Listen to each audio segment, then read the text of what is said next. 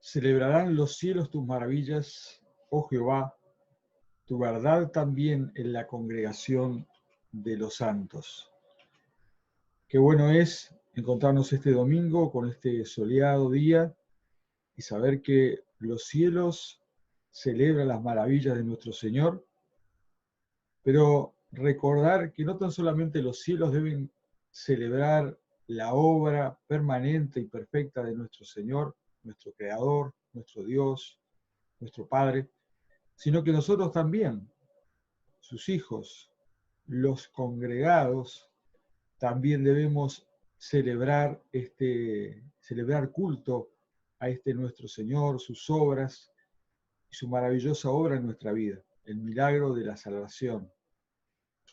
Damos gracias al Señor por aquellas palabras del Señor Jesús que a sus discípulos les dice: donde 2 o 3 están reunidos en mi nombre, allí Mateo 18, allí estaré yo en medio de ellos. Tiempos difíciles para congregarse en nuestro país y en muchos lugares del mundo, pero es importante reflexionar sobre el hecho mismo de la congregación. A veces hemos dicho, bueno, ahora nos estamos subgregando, porque lo hacemos a través de las tecnologías, de algunos programas, pero el término adecuado es congregarse. ¿Congregarse por qué y para qué? Para ello, les invito a buscar en el libro de los Hechos. Hace pocos días recordamos esta celebración de Pentecostés, 50 días después de finalizar la Pascua, pero allí estaría comenzando la iglesia, con la llegada de la presencia del Espíritu de Dios a la vida de cada creyente. La consecuencia inmediata de ello fue que cada uno de ellos saliera al pueblo y comenzara a predicar el Evangelio, dando diferentes voces en diferentes idiomas, al fin y al cabo repitiendo el mismo mensaje que vemos que Pedro decía: arrepiéntanse, arrepiéntanse, es necesario que reconozcan que Jesucristo, el que ustedes condenaron, por el que murió en la cruz por cada uno de nosotros, el Señor le ha hecho Señor y Cristo. Pero la iglesia comenzó a crecer. Este grupo pequeño de hombres y mujeres que reconocían a Jesucristo como el Señor en sus vidas estaban reunidos en Jerusalén, pero a partir de allí el mensaje del Evangelio salió a la calle. ¿Sí? El Evangelio debe salir a la calle.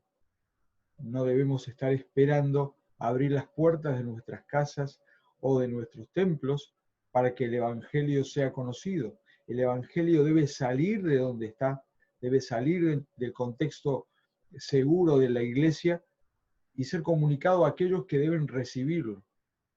Es así que encontramos en el libro de los Hechos, en el capítulo 2, cómo Pedro se lanza una y otra vez y los demás apóstoles a predicar este mensaje del Evangelio. Pero el capítulo 2 avanza y les invito en esta mañana brevemente a mirar algunos versículos del capítulo 2, versículo 42 al versículo 47.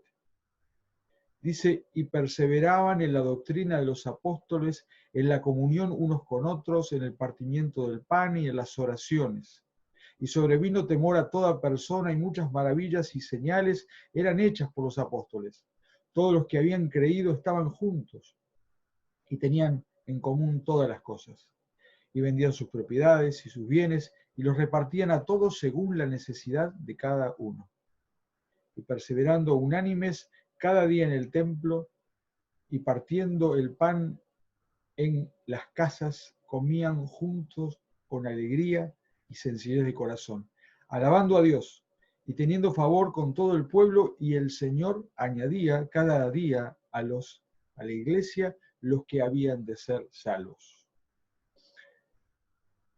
Brevemente en esta mañana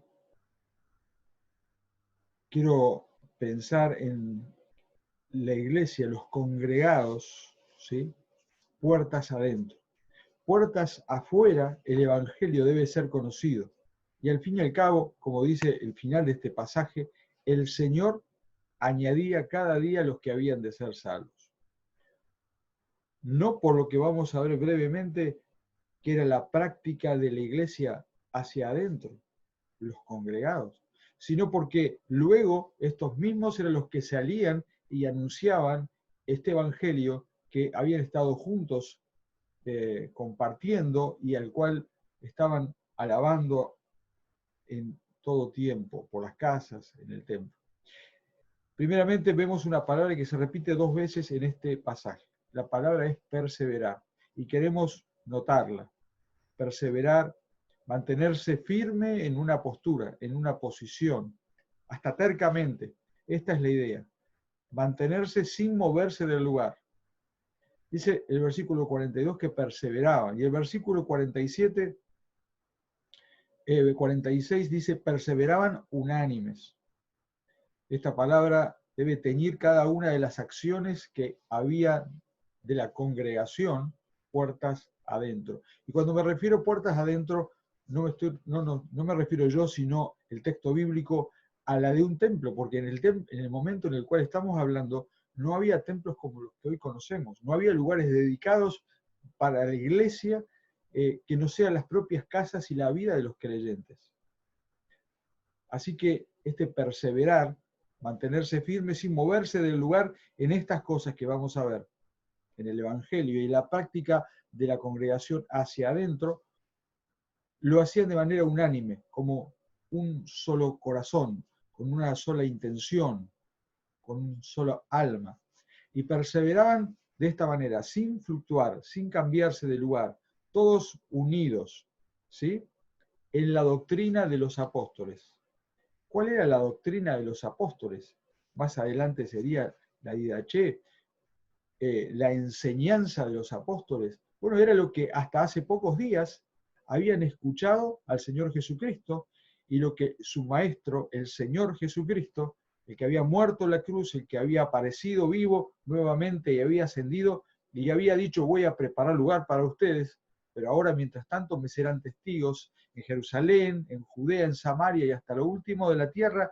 Les dijo: el Espíritu Santo que yo les enviaré, y esto había sucedido hace pocas horas, Él les guiará a toda la verdad y les recordará todas las cosas que yo les he enseñado. Entonces los discípulos no tenían otra cosa que enseñar, no se habían puesto a pensar y escribir libros de su propia inspiración, no tenían ideas propias, sino las ideas que había en su mente y habían encontrado tierra apta, tierra fértil en su corazón, eran las palabras, eran las enseñanzas del Señor Jesucristo, eran aquellas interpretaciones con autoridad del Señor Jesucristo. Entonces sobrevino todo temor a toda persona y muchas maravillas y señales eran hechas por los apóstoles. Esto es consecuencia de lo que estaban viviendo adentro, puertas adentro.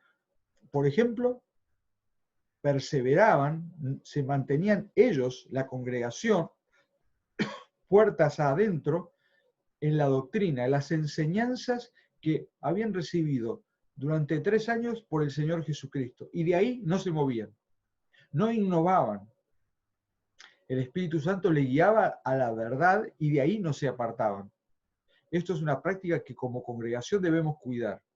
Para esto debemos estudiar con ahínco la palabra de Dios, debemos procurar la guía del Espíritu Santo y hacerlo de una manera ordenada, de una manera permanente, buscando la guía y no haciéndolo solo buscando una interpretación particular o creyendo, como muchos en algún momento y en este tiempo también, que tienen una nueva revelación aparte de la que el Señor ya nos ha dado. Permanecían en esa doctrina. La de los apóstoles era la doctrina enseñada por Jesucristo, quien enseñaba con autoridad, aquel que llegaba a decir: oíste que fue dicho, pero yo les digo esto otro, no contradiciendo el Antiguo Testamento, sino dando una interpretación aún más profunda. También dice que perseveraban, porque debemos aumentar a este término, a esta acción de perseverar, unánimes, perseveraban en la comunión unos con otros. No tan solamente se dedicaban a perseverar en la enseñanza y en el aprendizaje, ¿sí? Este proceso del cual en este tiempo se habla mucho, ¿no? Porque no es solamente saber, sino es enseñar y es aprender. Entonces, había una comunidad, una congregación de gente que enseñaba y gente que aprendía. Y el que ha enseñado alguna vez sabe que cuando uno enseña, también está aprendiendo. Y cuando nosotros hablamos de esta materia tan especial, que no es matemáticas, ni dibujo, ni geografía, sino es la palabra de Dios, sabemos que la palabra de Dios es diferente a cualquier otro texto.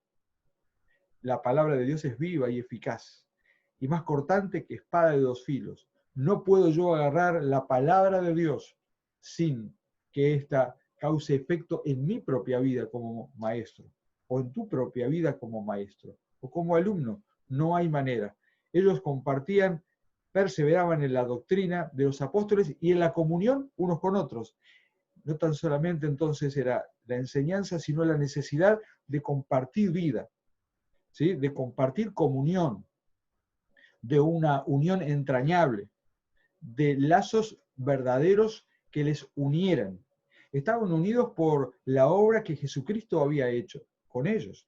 Ellos habían convivido mucho tiempo, pero cada uno tenía su historia particular. Uno tenía una historia de comerciante, el otro de pescador. Cada uno tenía su propia historia, algunos más complicadas que otros. Pero por lo pronto Jesucristo había unido y les había congregado. Y ahora ellos compartían, también como fruto de la presencia del Espíritu Santo en la vida de la iglesia, comunión, ¿sí? Una unión común, una unión entrañable, unos con otros. La idea era, en esta comunión, que no había tal diferencia entre maestros y alumnos, sino que la comunión era entre todos, ¿sí? Todos los creyentes, los congregados, compartían una relación en Cristo muy especial. El amor de Cristo los unía. No importa si eras Pedro, o si eras Felipe, o eras María, o eras Carlos. No había ningún Carlos. Pero por lo pronto, en este tiempo de compartir comunión, de compartir compañerismo, intimidad unos con otros, eran todos iguales y el amor de Cristo era lo que les unía. Esta práctica también la hacían perseverando, no era ocasionalmente, no era de vez en cuando, una vez al mes, sino era permanente. ¿Y en qué se traducía esto? Bueno, en dos acciones, en muchas acciones, pero presenta aquí, por ejemplo, más adelante el comer juntos, pero vamos a dejarlo un par de minutos más para hablar de ello. Perseveraban en la doctrina, en la comunión unos con otros, y esto se traduce en hechos concretos de cuidados, de atenciones, de vigilar el bienestar del otro, del considerar al otro como superior a uno mismo, ¿sí? Dice este versículo 42, que también perseveraban en el partimiento del pan. Y es una referencia a la cena del Señor. Hacía pocos días el Señor les había enseñado acerca del nuevo pacto, del cual habla especialmente Hebreos. Y había un símbolo, había símbolos, el pan y el vino, que estaban dando, contando la historia de lo que iba a suceder, en este caso de lo que había acontecido, ¿sí? Y era algo que ellos debían repetir de manera permanente. Cada vez que se congregaban en nombre de Jesucristo, ellos debían recordar que la razón por la cual estaban congregados no era porque tenían un lindo lugar y vamos a aprovecharlo. No era porque el domingo no teníamos nada que hacer de nuestros trabajos y ya que estamos, nos juntamos, sino el hecho de recordar, de reconocer, de dar culto. Hoy se habla de celebrar y esto es un poco diferente, aunque debe haber celebración en nuestro corazón, nunca debemos de olvidar que el congregarse es dar, es un momento para hacer culto, para reconocer al Señor. Nosotros celebramos, pero nunca debemos olvidar que la razón no es pasar bien. Vamos a pasar bien delante del Señor si le reconocemos, pero la razón de congregarse es dar culto al Señor. Y en las oraciones, los creyentes del primer siglo, hace pocas horas habían estado en presencia del Hijo de Dios, pero habían sido enseñados no tan solamente en palabras, sino en hechos, acerca de la importancia de tener tiempo especial en oración al Padre. Y dice, el Señor Jesucristo les había enseñado, todo lo que yo les he enseñado deben hacer ustedes. Y Él dice, todo lo que pidan al Padre en mi nombre, Él lo hará. Ellos habían sido enseñados una y otra vez en palabras, pero habían visto que el ministerio de Jesús se dividía en varios momentos. Él ocupaba un tiempo especial con la multitud, pero de la cual casi huía, porque su ministerio principal era estar con este grupo al cual estaba preparando para ser la iglesia, parte de la iglesia, el comienzo de la iglesia. Y aparte de estar con las multitudes, a las cuales les anunciaba el mensaje del reino, el evangelio del reino, estaba con los discípulos para enseñarles, pero él se apartaba con un grupo pequeño para orar aparte. Y luego se apartaba de estos pocos y él se iba solo a orar al Padre. Esta experiencia repetida había calado hondo y habían aprendido de esta necesidad. Ellos habían estado reunidos en Jerusalén, aquí en el aposento, orando y esperando el cumplimiento de la promesa. Y la promesa del Señor vino. El Espíritu Santo llegó a la iglesia. Ahora entendían claramente por la guía del Señor, Espíritu Santo, que debían permanecer en la palabra, que debían permanecer en unidad unos con otros, más allá del carácter de cada uno, de la personalidad de cada uno, de las improntas de cada uno, de los trabajos o de los deseos de cada uno. Ellos debían compartir comunión, velar unos por otros, compartir tiempo de la cena del Señor para recordar la razón por la cual estaban reunidos allí. No era un club de cristianos. Ahora ellos tenían un propósito, que no era solamente estar dentro de esas cuatro paredes, que no eran un templo como hoy los conocemos, sino era una casa, era la casa de alguien. Y en las oraciones, ellos estaban acostumbrados como judíos a tener momentos de oración. Recordamos en el propio libro de los Hechos diferentes momentos en los cuales los discípulos iban a la hora de la oración. El Señor Jesús también lo hacía. Esto es una práctica judía, pero ellos lo hacían de manera permanente, sin la necesidad de tener una hora para ello. Como consecuencia de esta vida de congregación, de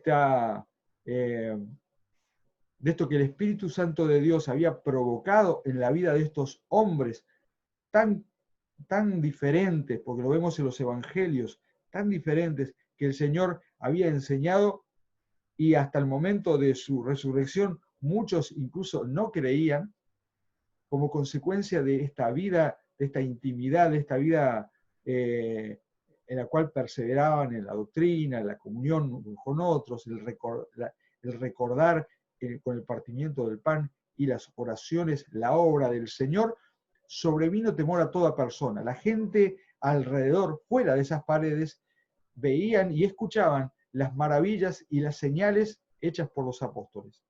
Algunos dicen, bueno, esto es un tiempo especial, esto nunca más sucedió. Yo creo que no. Yo creo que el Señor quiere y sigue haciendo señales en la vida de la iglesia y de los creyentes para atraer la atención de los que todavía no creen, donde hay ruido. ¿Qué está pasando en este lugar? ¿Qué pasa con esta gente? Bueno, nosotros creemos en un Dios soberano. Él puede hacer lo que quiere, Él puede sanar, que es aparentemente lo más espectacular. Pero la verdad es que Dios puede hacer señales en nuestra vida. ¿Sí? Dios puede transformar nuestra vida. Dios puede hacer que las personas quieran saber por qué yo soy feliz en medio de circunstancias tan difíciles.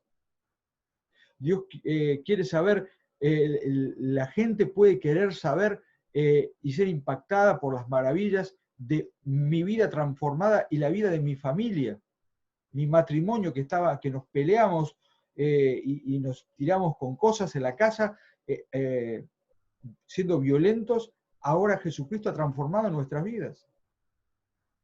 Sabiendo de que yo era un maltratador, incluso de mis hijos, ahora ha cambiado todo. Yo no quería trabajar, era un vago.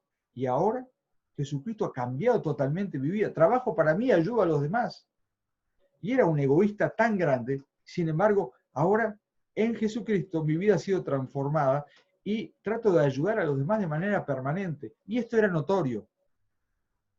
Y ellos también hablaban con autoridad, porque no hablaban palabras propias, porque perseveraban en la doctrina de los apóstoles, que eran las enseñanzas de Jesucristo. Todos los que habían creído estaban juntos y tenían en común todas las cosas. Y vendían sus propiedades y sus bienes y los repartían según la necesidad de cada uno. Algunos de ellos habían entendido en ese momento que el Señor venía tan inmediatamente que para qué iban a tener su auto, su casa, si el Señor ya venía y lo llevaría a su reino. Entonces el Señor había puesto en sus corazones, ellos habían interpretado y había una comunidad de bienes.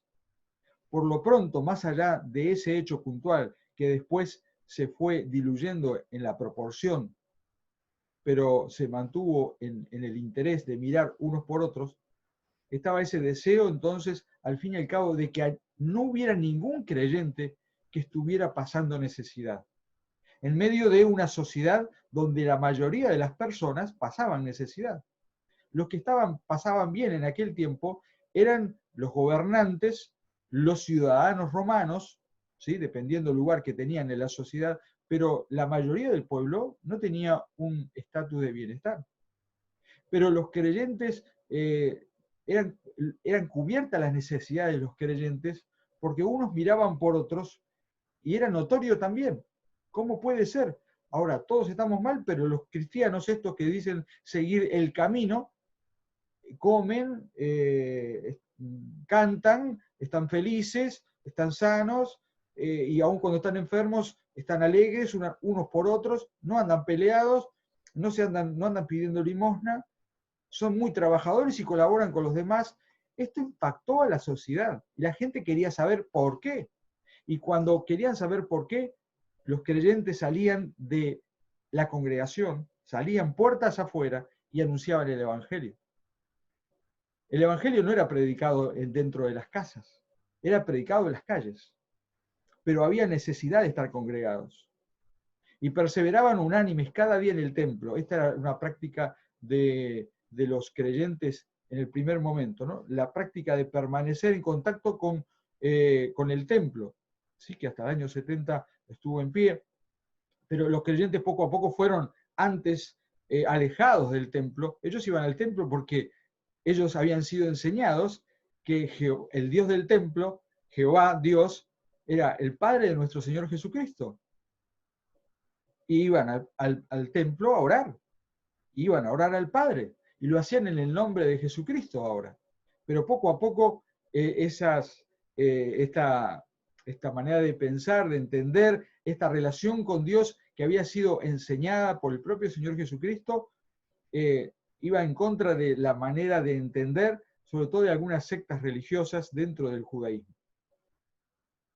Perseverando, versículo 46, perseverando unánimes, cada día en el templo, perseverando unánimes y partiendo el pan en las casas. Hablando de la congregación en las casas porque no había templo, pero lo hacían en las casas, lo hacían permanentemente, lo hacían sin fluctuar en esta postura. Comían juntos. Ahí hay una expresión muy, muy linda que habla acerca de pinta cuál era la relación, cuál era el ambiente, ¿Qué ambiente se respiraba? Dice que lo hacían juntos, con alegría, ¿sí? No había caras largas, no es que no hubiera sufrimiento. En el mundo tendréis aflicción, dice el Señor Jesucristo, pero confíen, yo he vencido al mundo. Pero cuando se congregaban, lo hacían con alegría. Ellos celebraban, daban culto al Señor, reconocían su nombre, escuchaban su palabra, y su palabra muchas veces, como espada de dos filos, lastima nuestra vida porque hay cosas que cambiar, pero lo hacían con alegría, celebraban al Señor, celebraban su obra en la vida de cada uno de ellos y como congregación, y con sencillez de corazón, ¿sí? Con sencillez de corazón, alabando a Dios, dando culto, teniendo favor con todo el pueblo. El Señor añadía cada día a los que habían de ser salvos. Hay un pasaje, para terminar, en Hebreos capítulo 10, donde el autor de Hebreos dice lo siguiente: así que, hermanos, teniendo libertad para entrar en el lugar santísimo por la sangre de Jesucristo, por el camino nuevo y vivo que Él nos abrió a través del velo, esto es, de su carne, y teniendo un gran sacerdote sobre la casa, acerquémonos con corazón sincero, con plena certidumbre de fe, purificados los corazones de mala conciencia, con sencillez de corazón, lavados los cuerpos con agua pura. Y dice, mantengámonos firmes, constantes, recordamos lo que dice Hechos, mantengámonos firmes, sin fluctuar, la profesión de nuestra esperanza. Estos creyentes mantenían una vida de congregación firme, sin fluctuar, porque su vida estaba basada en una esperanza cierta. Porque fiel es el que prometió. Considerémonos unos a otros para estimularnos al amor y a las buenas obras. Que esto era la práctica de la iglesia, de la congregación, puertas adentro. Y dice después, no dejando de congregarnos, como algunos tienen por costumbre. Había algunos más adelante que llegaron a decir, bueno, si ya no tenemos necesidad de ir al templo, este pasaje comienza de Hebreos diciendo, teniendo la libertad de entrar al lugar santísimo por la sangre de Jesucristo, Hebreos 10, 19. Los creyentes habían entendido que ya no era necesario ningún sacrificio, porque Jesucristo era el Cordero de Dios que quita el pecado del mundo. Ya no son necesarios sacrificios. Ya no. A partir de ahora Jesucristo selló el pacto eterno para que todo aquel que en Él cree no se pierda, sino que tenga vida eterna. Tenemos libertad, tenemos la posibilidad de entrar confiadamente ante su trono de gracia. Nuestra vida ha sido transformada, tenemos libertad en Cristo. Ya no hay necesidad de ir al templo. Bueno, y tengo necesidad de hacer algo más, de reunirme de alguna manera. Había algunos que habían pensado, bueno, yo ahora puedo hablar con Dios, ¿qué más necesito? En realidad, este pasaje nos está diciendo, a diferencia de los hechos, estaba mostrando que esta era una buena práctica de la iglesia cuando recién comenzó. Pero aparentemente poco después comenzó a desvirtuarse esto. Sí, algunos pensaban que ya no era necesario, que podían seguir su fe en Cristo a su manera o solos, en su casa, por la cuenta. Porque no sabemos por qué, tal vez una u otra congregación entendía, un otro creyente entendía que aquella congregación no me cierra, y aquel pastor, bueno, y aquella predicación, y en esta otra congregación me miraron de tal o cual manera, y entendieron que ya no era necesario. Yo puedo seguir en mi casa o con mi familia a Cristo, ya no tengo que ir al templo, me quedo en casa.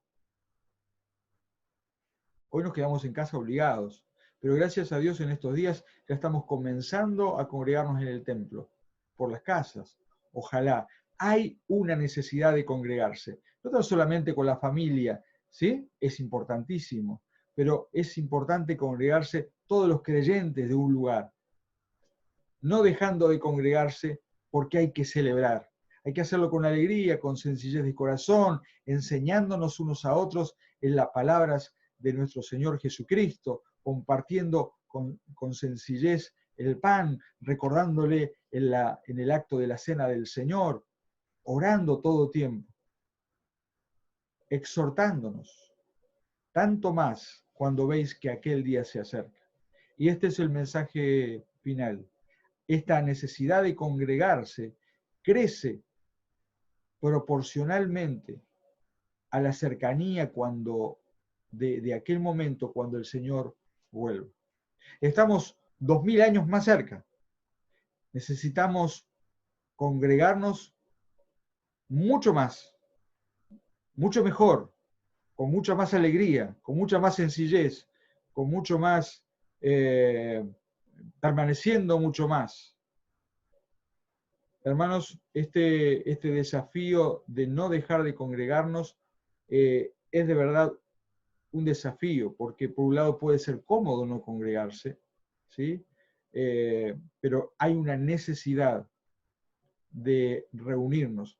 El otro día estaba leyendo cuando Moisés va al faraón con la orden de parte de Dios, deja ir a mi pueblo para que me rindan culto. Por más que el pueblo estaba todo junto allí, había una necesidad también del pueblo de congregarse juntos para dar culto al Señor. Cada vez que el pueblo de Israel era pedido a Faraón, deja ir a mi pueblo, cuando había la posibilidad de una de las plagas, le dice, deja ir a mi pueblo para que me sirvan. El pueblo de Dios debe congregarse para dar culto al Señor. El pueblo del Señor debe congregarse para servir al Señor. El pueblo del Señor debe congregarse para celebrar la obra de Dios en nuestra vida. Debemos congregarnos, sobre todo cuando vemos que aquel día se acerca. Que Dios te bendiga. Nos vemos el próximo domingo.